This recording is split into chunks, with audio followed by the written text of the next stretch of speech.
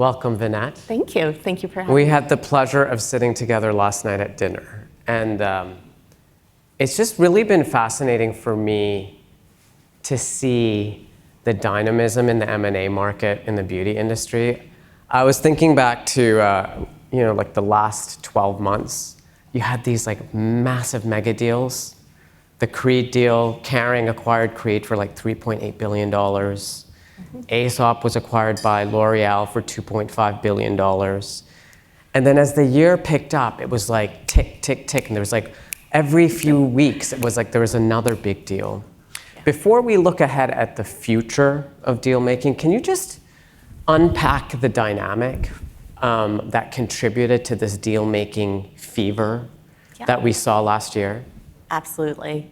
So I think as we think about M&A and why does M&A happen and when does M&A happen, I think you look at an industry and you say M&A happens when there's a fundamental change in the consumer, that the consumer needs and the consumer wants are something that, for example, the strategics today don't have. And so every time there's a change in the consumer and an evolution of a consumer need or want or expectation, M&A kind of has to become a necessity for large strategics to look at. So, right now, and we heard a lot about it today, and we've been hearing a lot about it, the consumer, she and he, they're changing what they expect from their brands, what they expect from their experiences, how they engage. And, these are qualities of brands that a lot of the big companies, they don't have the ability to incubate internally. They don't have the ability to sort of come up with something. It really comes honestly from the hearts of founders, and it comes from private companies. And so as a result, M&A becomes really, really necessary. So for example, last year when we saw this heating up in the fragrance sector, everyone was talking about fragrance, right? What was going on in the fragrance category that these big strategic companies couldn't find or couldn't build on their own? Yeah, fragrance is one of the most exciting categories, I think, out there today, because I would say about 5 years ago from where I sat, everyone's like, you had color cosmetics, you had skincare, you had hair care, and nobody bought fragrance. That was kind of the idea. But the reality is, I think that particularly the fragrance industry has really skyrocketed in the last few years because a younger generation is coming in and seeing fragrance as a method of self-expression. You have consumers that traditionally were not viewed as fragrance consumers, i.e. particularly in China, suddenly coming in and saying, I want to engage with fragrance in a way. And it became just a really huge mainstay and broadened the scope from being this like niche luxury item to really an accessible item for a lot of people. And you have a lot of different companies like Gila's company, which are really democratizing fragrance for a new generation. And so there's so much to do right now in fragrance, and it's something we're watching a lot. All right. So last night, towards the end of dinner, we were talking about a shift in the M&A market. There's a cyclicality in this dynamic that we see around M&A, which is really, a fundamentally rooted in supply and demand. So, when you see the M&A market heating up, everyone's like, oh, maybe this is my moment, right? Paint a picture for us of what the next 12 months looks like. Can we expect to see the same kind of deal flow? Are we going to see these huge valuations now that so many more brands are looking for, their ideal acquirer? Yeah, it's a really interesting question because I think you have the backdrop of this being a very M&A-centric kind of industry at the end of the day, where a lot of the change and a lot of things for everyone comes from deal making, and that's what makes my job so fun and dynamic. At the same time, I think we're always very aware that when you think about a large strategic, when you think of the L'Oreals, Estée Lauder, Shiseidos of the world, and think about what they're trying to do, none of them actually physically have to do a deal at any point, right? They've got lots of different uses of their capital. Do they spend hundreds of millions of dollars investing in their own brand and own marketing? Do they try to incubate a brand? Do they return their money to the shareholders? So that threshold, we love our private equity friends, and private equity does deals for a living. Strategics have got a lot of other things to do in their day. And so the other thing that we say is that most of the strategics will tell you that every year they get hundreds, if not 1,000 memorandums and companies coming to them and saying, I want to be acquired, or will you look at me? And in a good year, they'll maybe do 1 or 2 deals. And so the question is, like, how does a company become that one company that gets acquired? And that's our challenge, and that's why we do what we do.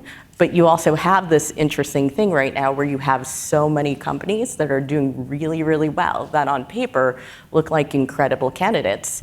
But because there have been quite a few deals in the last few years, because there's some disruption in the lives of some of the bigger companies out there, whether it's restructurings, refocusings, deals that they've already done, IPOs, take privates, name it, it makes for a really, really interesting environment like sitting here today. So is that another way, Vennette, of saying you forecast a slowdown in the amount of deals that we'll see this year in the next 12 months or so? I don't think you'll see like a tremendous slowdown in number of deals. I think we're hopeful, but it's the conversion rate. I think that's what we sort of think about. How do you get to be that one company that gets acquired? That bar is so much higher, and people are really, because of everything that's happened in the last few years, everyone's getting really, really careful about what brands they get behind, how to acquire something. It is a very, very concerted thought process on behalf of the big strategics today. So said differently, there's a lot more companies in the market right now looking to be acquired.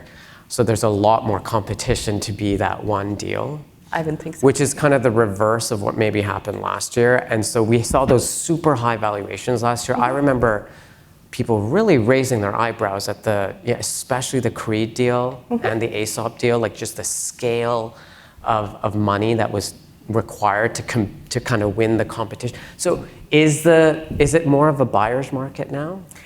It is, but I think the best companies and the best brands are still going to trade for the best valuations because there's a scarcity value that's out there. When you look at Creed, when you look at Aesop, when you look at Paula's Choice, when you look at a lot of these brands, these are companies that have been around for 15, 25, 35 years. You know, this overnight success thing, while there's certainly brands that sell for, at earlier stages, there's something to be said about being battle tested and being able to evolve with the times while still staying true to your core. And so I think for those brands that trade and those brands that sell, I think we'll still see great valuations because great brands and great businesses still deserve those valuations. I think it's just, how do you get there? Okay. We've talked a lot about the strategics as like the main focus for a lot of founders. It's their dream to be acquired by these prestigious conglomerates, L'Oreal or LVMH or Kering or whatever it may be. How is it that you advise founders as they think about their options between a strategic investor and a private equity investor? Yeah. Every single case is different. There's no blanket answer for any company at any point in time, and that answer changes depending on where a company is in its development and what its needs are. Obviously, when you think about the private equity world, the objective is to get a partner, help shore up some operations. Private equity has a sort of anywhere from a 3 to 7 year hold period, but there's an expectation of another trade, and oftentimes companies are at a point in their trajectory where they need support, and having a great partner by their side and capital gets them to that point. And then the strategic dream is obviously the strategic dream.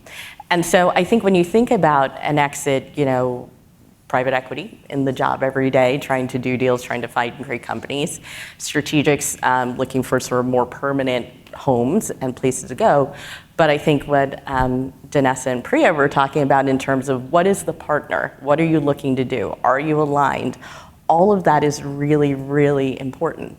And it's really hard to do in the structure of a deal or a process or the kinds of processes that we run. I sometimes make the silly analogy that my job sometimes feels like The Bachelor. Like you're just like, hey, here's a speed date, here's a sim, we have a management presentation. You're going to sign up and be partners with someone, but you've only met them 3 times, so now it's time to get married.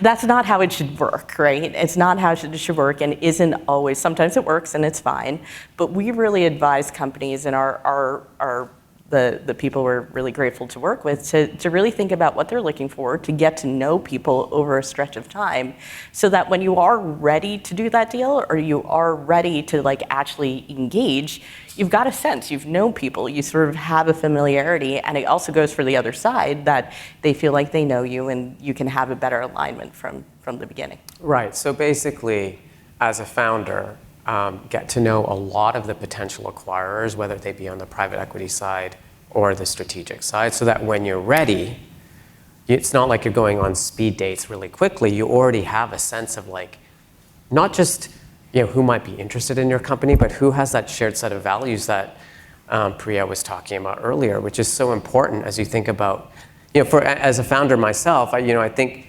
when you've worked so hard to build something, Danessa said she's worked on this business for 20 years. Like the last thing you want is for your brand to end up somewhere where it can't have a long-term home where you feel like it's going to be safe and well taken care of. Totally. The money of the exit is important, but also the long-term future of your brand and all of the work that you and your team have put into it are also important. Totally, because it is a long-term partnership at the end of the day.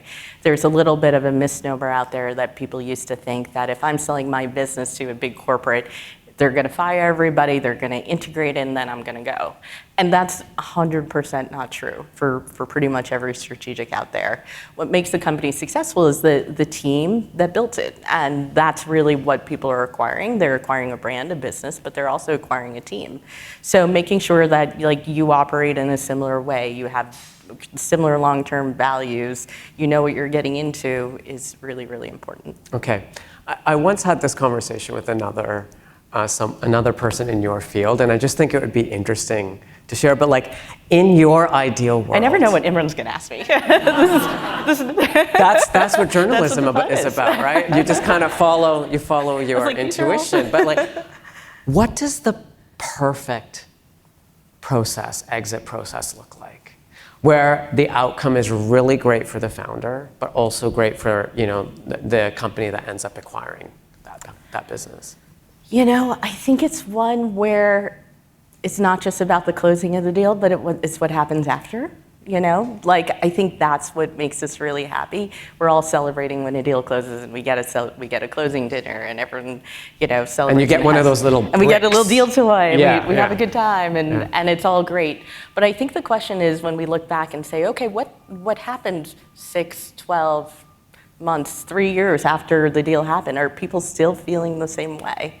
I think that's where we get the most pride and say, okay, well, this actually impacted the industry. It changed the industry in some huge way that went beyond just that moment of the deal. Moment of the deal is amazing. I won't say it's not amazing. It's such a rush, and that's why I do it. But you also just get the satisfaction of just knowing over a long period of time that you did the right thing, and the founders did the right thing, and the buyers are happy, and it's a long-term partnership. Okay.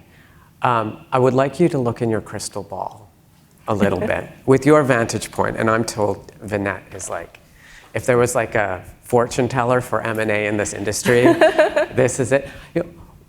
We were talking earlier about fragrance. When you're talking to potential acquirers right now, what are the segments, the categories, the geographies that they're looking to fill in their portfolios? You said that part of the the rationale for M&A is they see something happening in the market and they don't have the ability to go after that opportunity themselves. What are those opportunities right now, if you were to kind of summarize them? The answer to what categories is literally the breaking down of categories. I think that's the breaking down of categories. The breaking down of categories. Because I think traditionally when you think about beauty, we're always like, okay, what's a prestige brand? What's a mass brand? What's a hair care brand? What's a skin care brand? And we think about silos. And honestly, traditionally, a lot of buyers are still thinking in that way. I'm looking for a clinical skincare brand that operates in the prestige space. And there is still some of that. But I think some of the most interesting and most disruptive companies don't actually fit into that mold. and don't actually fit into a traditional thing. And, and we've had the pleasure of working with brands that sort of broken those molds, that if you told us 3 years ago that we'd be selling juice company and pimple patches and that's a thing, and, it's been such a huge thing to see, or, again, Soul or any of these brands that broke molds. And I think the consumer doesn't think, is this a prestige brand? Is this a mass brand? Is this a skincare brand? They're thinking, is this a brand that I want to engage with, that engages me in a certain way? And I think there's a certain really exciting democratization of things where a brand can exist in different channels at the same time. Shoppers are there, and there's a real interest in sitting there. So I kind of think that while there's a simplicity and elegant simplicity to thinking about just categories as categories, and you want to stay true to yourself, I also think that there's different ways that brands present themselves and express themselves today that is really the future of the industry. Okay, well, that was extremely educational. Thank you very much, Vennette. Of course. Thank you.